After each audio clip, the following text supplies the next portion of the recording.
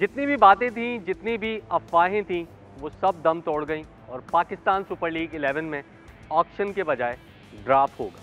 Pakistan cricket board ने अब से कुछ देर पहले ऐलान किया है कि पाकिस्तान सुपर लीग के ड्राफ्ट के लिए प्लेयर्स रजिस्ट्रेशन, जो कि फॉरेन प्लेयर्स की रजिस्ट्रेशन है, वो आज से शुरू हो गई है और ये रजिस्ट्रेशन 20 दिसंबर तक जारी रहेगी। बड़ी ये बातें हो रही थी, बड़े मुतालबे भी सामने आ रहे थे कि यार ऑक्शन होना चाहिए ताकि थोड़ा अट्रैक्टिव हो ये सेशन। ड्राफ्ट में किसी को पता नहीं होता किसको कितने पैसे मिल रहे हैं, किसको कितनी इनकम हो रही है, किसकी कितनी सैलरी है।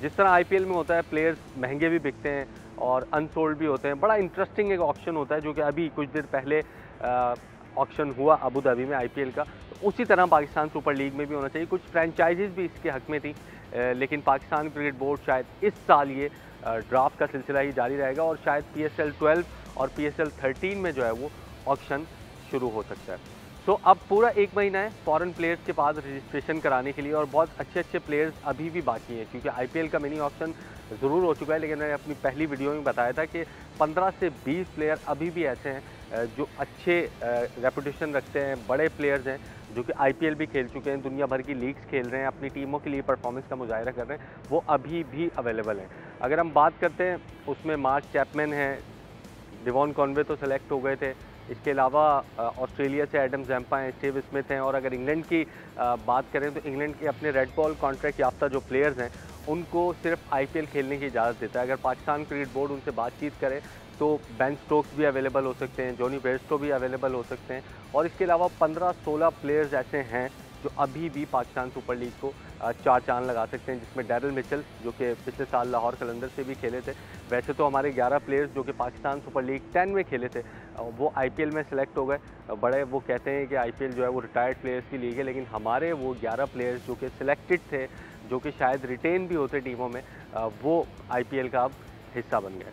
तो एक ऑप्शन अभी भी बाकी है डायरेक्ट साइनिंग का, और पाकिस्तान क्रिकेट बोर्ड और ये जो 6 फ्रेंचाइजीज़ हैं, पुरानी फ्रेंचाइजीज़, इनके दरमियान बातचीत का सिलसिला जारी है कि फ्रेंचाइजीज़ डायरेक्टली किसी खिलाड़ी को अप्रोच करके साइन कर सकते हैं, और ये सिर्फ एक खिलाड़ी हो सकता है डायरेक्ट साइनिंग के लिए।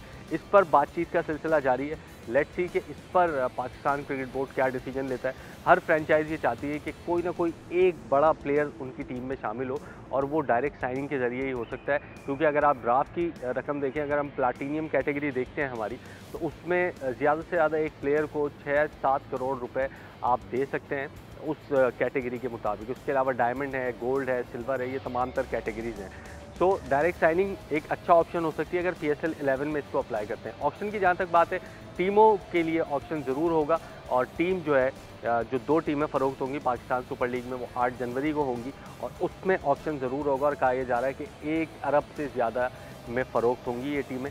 और देखते हैं कि 8 जनवरी को ये ऑप्शन है। आई थिंक 28 दिसंबर तक जो है वो जो मालिकान हैं, जो इसमें इंटरेस्टेड हैं, जो ख़रीदना चाहते हैं, वो अपनी दरख्वास्तें जो है वो जमा करा सकते हैं, और उसके बाद जो है वो 8 जनवरी को ऑक्शन होगा और पता लग जाएगा कि कौन सी 2 टीमें पाकिस्तान सुपर लीग में शामिल हो रही हैं, क्या उनके नाम होंगे, फ्रेंचाइज मालिकान कौन होंगे, वो अपनी टीमों के क्या नाम डिसाइड करते हैं।